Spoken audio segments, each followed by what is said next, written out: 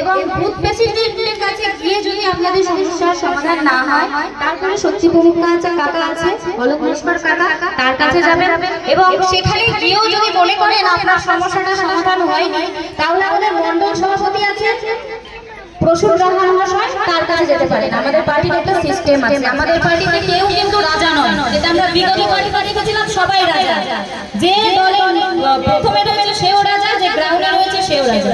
কিন্তু আমাদের একটা সীমাবদ্ধতা আছে, আমরা সবাই শৃঙ্খলাবদ্ধ, আমাদের একটা সভ্য পার্টি।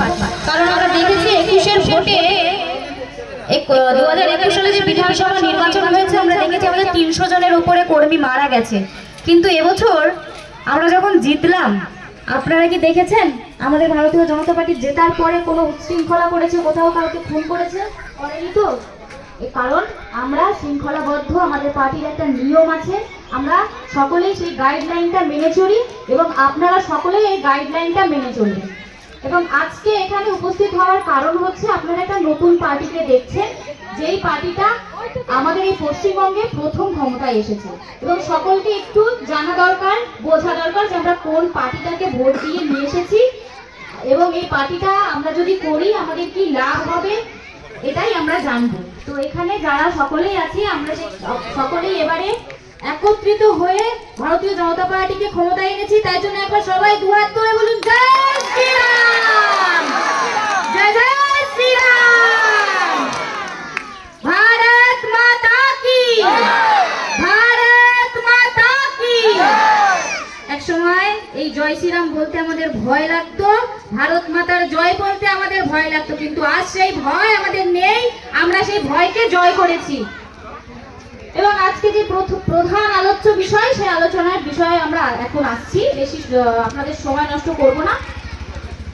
আপনারা সকলেই ভারতীয় জনতা পার্টিকে ক্ষমতায় এনেছেন এবং আমরা ক্ষমতায় আসার আগে আপনাদের কিছু প্রতিশ্রুতি দিয়েছিলাম যে আপনারা সকলেই এখন তখনকার বর্তমান সরকার টিএমসি সরকার দ্বারা কিছু টাকা পাচ্ছিলেন, সেটা হচ্ছে লক্ষ্মীর ভান্ডার পাচ্ছিলেন। তো কারা কারা এখানে লক্ষ্মীর ভান্ডার পায় একটু হাত তুলুন।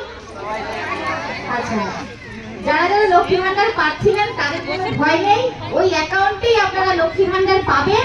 এবং কি করতে হবে না করতে হবে আমি আছি, এবং আমার কাছে পৌঁছানোর জন্য আপনাদের বুথ সভাপতির কাছে প্রথমে জানতে হবে, উনি তাই আমি বলে দেবো। আমাদের শক্তি প্রমুখ কাকা আছে, উনি জানিয়ে দেবেন, বুথ সভাপতির সাথে একটু কথা বলে নেবেন, কি করে কি করতে হবে আমি বলে দেবো, ঠিক আছে? বা ওনাদের কাছে বললেও হবে। তো তাদের কোনো ভয় নেই। এবার আপনারা 1500 টাকা নয়, এবার পাবেন 3000 টাকা। বলুন জয় শ্রীরাম। আর তার সাথে এবার যারা যারা এখনো পর্যন্ত, হ্যাঁ, এবার কারা কারা লক্ষ্মীর ভান্ডার পায় না একটু দেখি। আচ্ছা, যারা যারা লক্ষ্মীর ভান্ডার পাচ্ছেন না তাদেরও কোনো ভয় নেই। আচ্ছা, নিতে চাইনি, ঠিক আছে, অসুবিধা নেই, আমিও নিইনি এখনো পর্যন্ত লক্ষ্মীর ভান্ডার। যতদিন না ভারতীয় জনতা পার্টি ক্ষমতায় আসবে আমি কোনো অনুদান নেব না, সেই জন্য আমি ফোন করেছিলাম, আমিও নিইনি। কি বলে এবার আমি অন্নপূর্ণা ভান্ডারের ফর্ম ফিল আপ করবো। তো যাই হোক, আপনারা সকলেই ফর্ম ফিল আপ করে নেবেন, কিভাবে করতে হবে কাকারা আছে জানিয়ে দেবে। আর এখানে আমি জানতে চাইছি কার কার ভোট কাটা গেছে, একটু হাত তুলবেন প্লিজ। ভোট কাটা গেছে, আচ্ছা, যাদের যাদের ভোট কাটা গেছে তারা ভয় পাবেন না, ঠিক আছে? কারণ আপনাদের কিছু টাইমের জন্য, আপনাদের হয়তো জুন মাসের 1 তারিখ থেকে আপনাদের টাকাটা ঢুকবে না। আপনারা তো এখনো নাগরিকত্ব কিনা এটার একটা গাইডলাইনের ভেতরে রয়েছেন।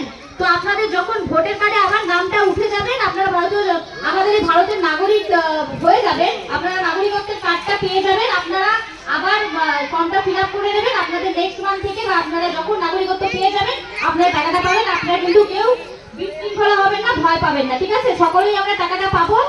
এবং তার সাথে আমরা মা বোনেরা এখানে অনেকেই বাইরে কাজে যায়, অনেকেই তো আমরা কর্মজীবী,